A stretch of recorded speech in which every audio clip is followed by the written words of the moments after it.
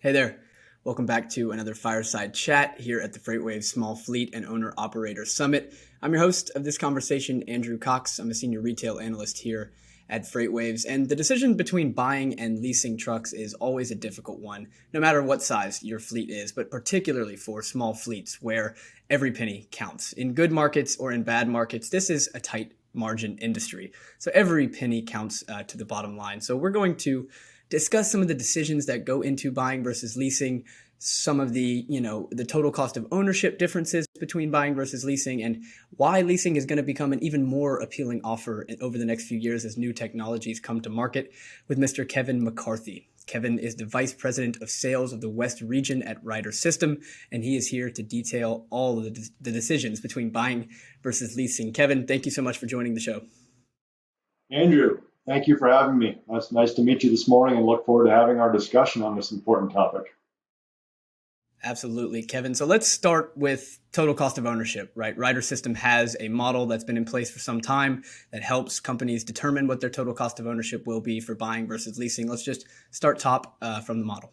Yeah, so Ryder's total cost of ownership model has been in place now for about 10 or 11 years. Formerly, we partnered with major accounting firm Ernst & Young back in 2010-11 to develop the model, and it has really come to fruition and become more important over the years with the changes in total cost of ownership, as well as the accounting laws and principles, tax implications, and of course, the increasing costs to operate, maintain, purchase, and or dispose of a fleet throughout the holding period. Yeah, we're going to dive into some of those costs and how they have been growing recently. But let's jump back to what are some of the things that small businesses, that small owners and fleets miss when they are trying to calculate their own total cost of ownership? There are really probably 3 or 4 key areas that can be overlooked when it comes to making a decision to own and operate a fleet of commercial vehicles. Over-the-road breakdown costs, and not just towing, but when a vehicle goes down for repairs, businesses need to continue to deliver their products and services to their clients. And to keep the business running, they need to go out and rent a truck. So oftentimes that the time and costs taken to pick up a rental truck to keep the business moving and deliver those products is missed. Another big one is administrative costs, and business owners, employees spend a significant amount of time managing that process, tracking the fleet metrics, the time spent managing multiple invoices from multiple vendors, picking up the phone late at night when a truck breaks down over the road to manage a road call. That's another one. And of course, the other things that can be overseen or overlooked, would be the cost to dispose of a vehicle. At the end of the holding period, to sell that vehicle, there are oftentimes physical damage repairs, touch-up repairs required, and not to mention the advertising and marketing costs that go into selling a vehicle at the end of the holding period. And last but certainly not least, the used vehicle market and determining the value of that vehicle at the end of the holding period is very unpredictable. It's a very cyclical market, and that oftentimes can be not only overlooked, but it's a cost that can be erroneously overstated, I should say, at the end of the holding period when they go to sell the vehicle at the end of the term. Kevin, it sounds like there's a lot of hidden costs, a lot of things that just kind of slip through the cracks when it comes to buying versus leasing. Talk to me, let's frame the question a little bit differently and just talk some of the benefits of leasing versus buying. I know I'm certain you're going to talk one about flexibility, about access to technology, but there are many. So talk to me about some of the benefits of leasing. Well, there are several, of course, but starting with procuring the vehicle, when you lease a vehicle from Ryder, you're taking advantage of our purchasing power with multiple partnerships we have in place with the manufacturers. There are several in place, whether you're purchasing or considering purchasing or leasing a light-duty van, a straight truck, or a tractor-trailer. We're purchasing thousands of those from our manufacturing partners, our OEMs, on an annual basis. You're able to take advantage of that.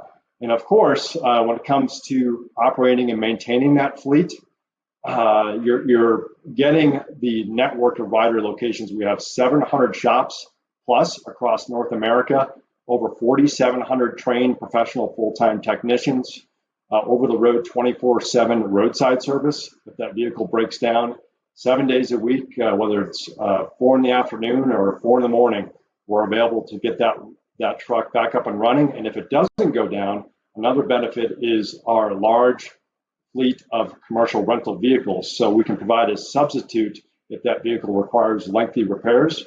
So that business can continue delivering their products or services to their clients with very little disruption or interruptions to the timeliness of that delivery. And of course, at the end of the holding period, under the fair market value operating lease, we take the vehicle back and we take on the residual risk in disposing of that vehicle, and we help the client replace the vehicle when it's ready to come to the end of its useful life with the latest technology, whether it's meeting the latest EPA standards or, of course, offering alternative fuel, whether it's compressed natural gas, liquefied natural gas. Electric vehicles there's a lot of hype around those now, and not to mention the hybrid and hydrogen fuel cell vehicles are all on the horizon and making their way into the commercial vehicle space here, especially throughout the next 5 years or so. Kevin, you mentioned a bunch of benefits there that I want to touch on. You talked about maintenance, and I do want to we'll come back to maintenance when we talk about some of the new technologies, because as new technologies come online, you have to retrain people to work on the new machines. Electric vehicles are a completely different breed of machine compared to the old big rigs that take a completely different skill set of understanding. So let's come back to maintenance here in a moment. But talk to me about this leveraging of buying power, because I think this is a really big point, particularly right now, where we've seen OEMs being extremely challenged on the supply side. They've had constraints across the board, and it might not be so easy for a small fleet to get a slot, to get a guaranteed slot, to get a truck. It may take a year, upwards of a year, to get that. So you guys have got guaranteed slots. You're buying thousands at a time. Just talk to me about the importance of that and how much quicker a small fleet can get access to capacity through Ryder. Absolutely. So as you may know, and as the world knows, COVID has caused many supply chain disruptions, not just in the automotive manufacturing space, but in commercial vehicles as well. One of the primary issues that has occurred most recently was a computer chip shortage, which has caused a significant delay with manufacturing class 3 through 8 vehicles, primarily in the medium duty space, but also with tractors. If you're a small business going out to try to procure a brand new vehicle today, there are literally no slots available. And if you order a new vehicle today, you may not see it until spring or summer of 2022. That's not an exaggeration. The great news about partnering and outsourcing through Ryder is because of our terrific relationships with large OEMs and guaranteed slots and purchasing thousands of vehicles annually from them, we have slots available, hundreds of slots available for medium and heavy duty trucks, where if the customer placed an order with us today, we can have them a brand new vehicle here as early as fall, winter of 2021 into the first quarter of 2022, thanks to those guaranteed slots that we pre-purchased through our OEM partners. So Kevin, let's go to technology. This is probably the most exciting portion of this discussion, is all of the new truck technology that's coming out, from electric vehicles to alternative fuel vehicles, and new technology in the cab that has nothing to do with the engine that is being added all the time. And then, of course, you've got autonomy and semi-autonomy coming down the pipe within the next decade. All of these are technologies that are expensive, that can be difficult to procure, and that can be difficult to maintain because, as I said, this comes with a completely new set of maintenance and repair skills. So just give me some of the benefits. Talk to me about, what it's like being able to lease and being able to get access to some of that new technology at a much smaller scale and as a small fleet. Absolutely. So, and again, going back to our maintenance expertise in the 4,700 qualified full-time technicians we have, all of our technicians go through a minimum of 40 hours of formal training every year. Not to mention we have the latest technology with diagnostic equipment and tooling in our 700 plus shops across North America, US and Canada.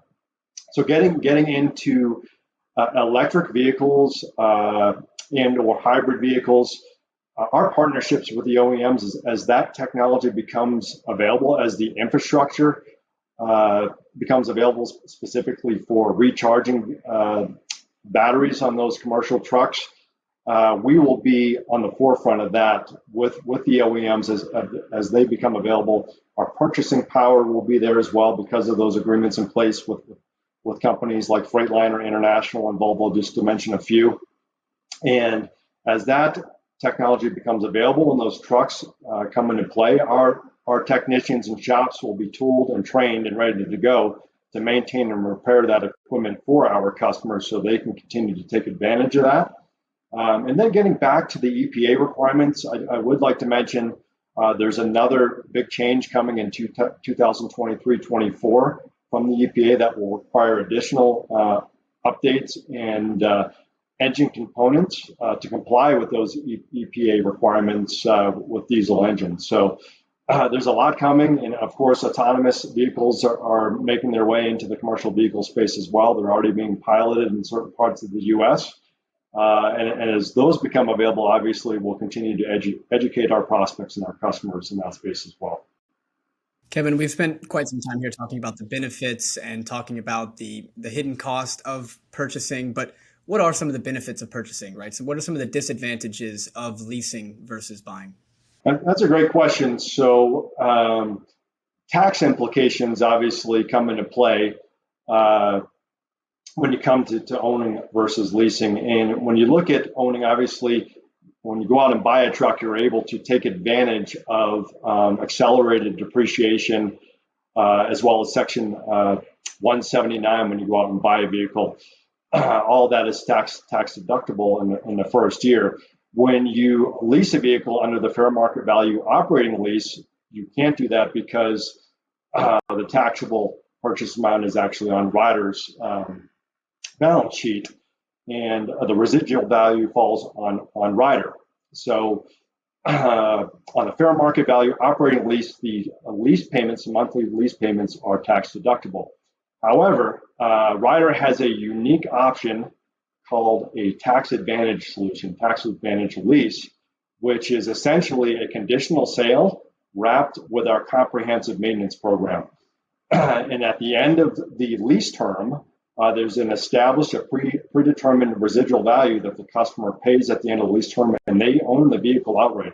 So for a tax treatment perspective, the customer is actually able to treat that vehicle like it's on their balance sheet and that they own it, and they're able to take advantage, again, under a full service lease program, take advantage of the accelerated depreciation Section 179 in that first year, where you can't do that with an operating fair market value lease. So you're kind of getting the best of both worlds with the tax advantage solution. And again, it's very unique. We're the only company in the industry that offers that solution. So it's a great way for customers considering outsourcing to, again, get the best of both worlds from a tax perspective and taking advantage of our network of maintenance locations across the country, as well as our 24-hour road service, fuel, etc. As you said it, that does seem like the best of both worlds, Kevin. I wanted to ask you, how's the last year been for you guys? I mean, it's been crazy for the freight industry, crazy for freight demand. Is the same thing trickling down to you guys? And then as a follow-up, have you seen any change in demand for the types of services you offer, like the service you just mentioned? Have you seen demand for that grow or demand for that shift to other services? How has demand looked over the last year? Well, I'm pleased to say that things have been terrific for us in the last probably 7 to 8 months. They really started to pick up from a business activity perspective, pipeline perspective, for the end of last year, and it really ramped up into the first quarter.